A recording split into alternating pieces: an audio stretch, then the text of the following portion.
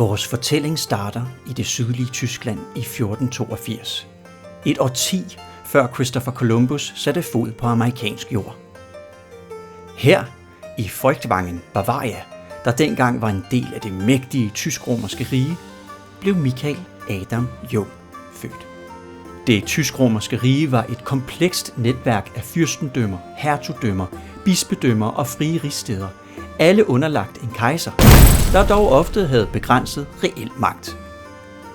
Fyrster kæmpede om territorier og indflydelse, og lokale adelsmænd havde ofte deres egne hære og kunne engagere sig i stridigheder. Michael Adam, der giftede sig med Dorothea Ambauer, var en alsidig mand. Både dygtig møbelsnedker og billedhugger, og efter sigende også lejesoldat i en tid præget af konstante konflikter. Som kunstner og håndværker blev han måske betalt med datiden guldpenne eller sølvmønter, og hans kunder var utvivlsomt klædt i det fornemme tøj, vi kender fra billeder af perioden. De boede i Brenzbach og fik børn.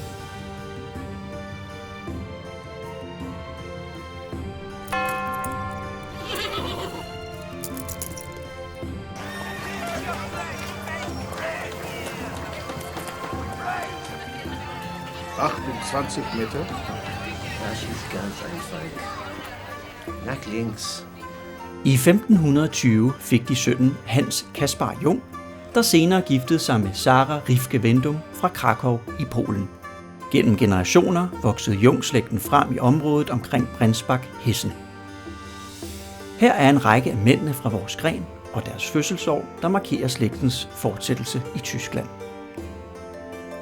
1559. Leonhard Jung.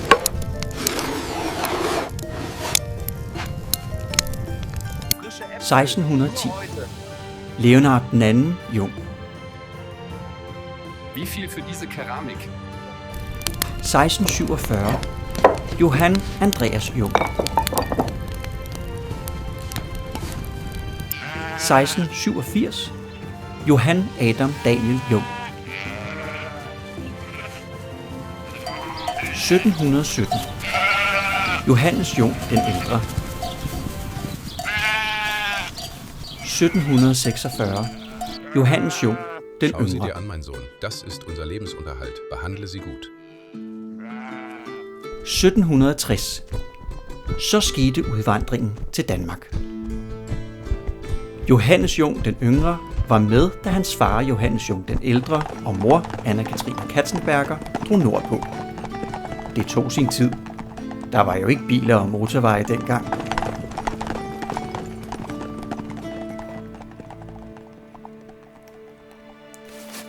De slog sig ned i Frederiks nær Viborg i Jylland, hvor de blev kolonistbønder og gårdbeboere.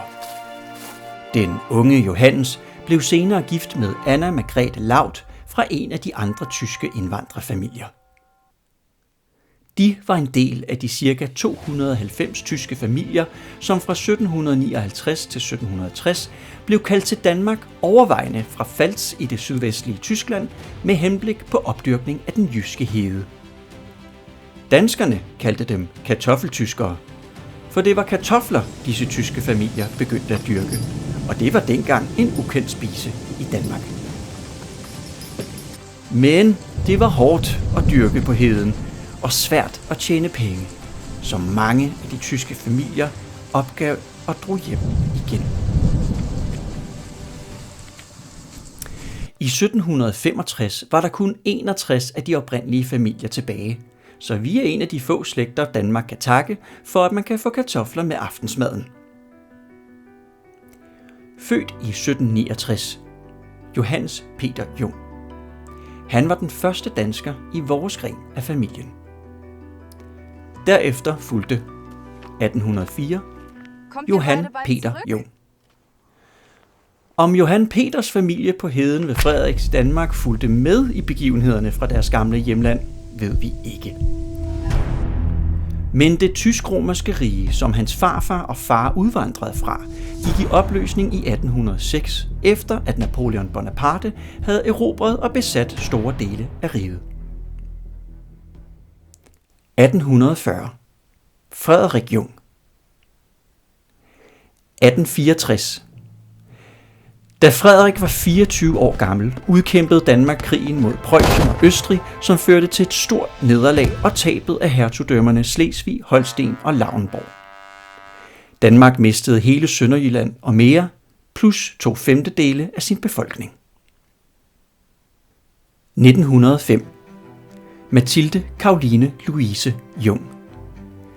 Ja, nu skifter vi til en kvinde, for vores Jung-slægt går via hende. Og hun nåede det lige. Hendes far, Frederik, var 65 år gammel, da hun blev født, og havde været gift før. Han fik 7 børn med sin første kone, før hun døde. Og så fik han 4 børn mere med Mathilde Carolines mor.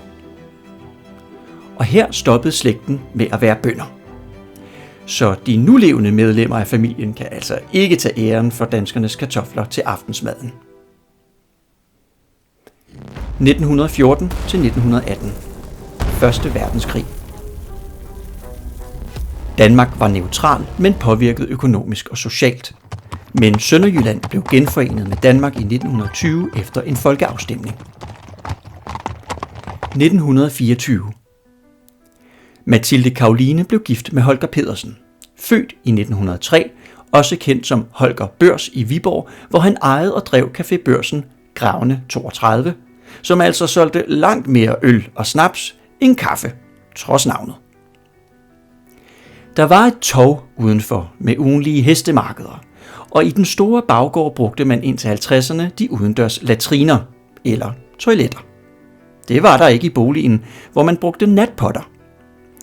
Det har Søren og faktisk som små børn oplevet på besøg hos deres farmor og farfar i 1950'erne.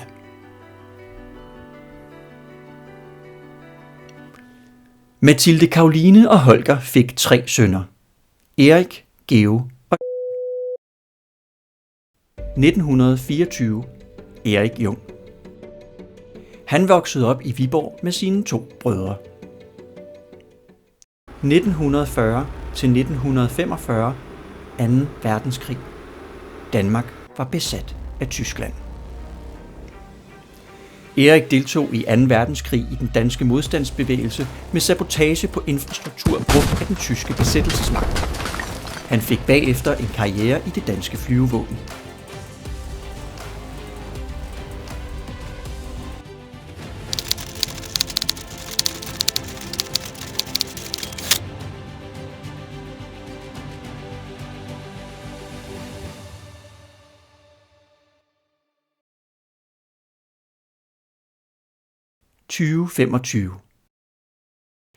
Vores børn husker nok deres egne fødselsdage, men nu har de her fået et lille indblik i vores del af Jung-slægtens historie, og de kan dele fortællingen med deres børn. Fra næsten 550 år tilbage til en tid i middelalderens Tyskland, som vi ellers kun kender fra historiebøgerne og museum, og beskæftigede som bønder, skulptører, møbelsnedkere eller lejesoldater, er den nulevende familien Jung del af et højteknologisk samfund i Danmarks 21. århundrede.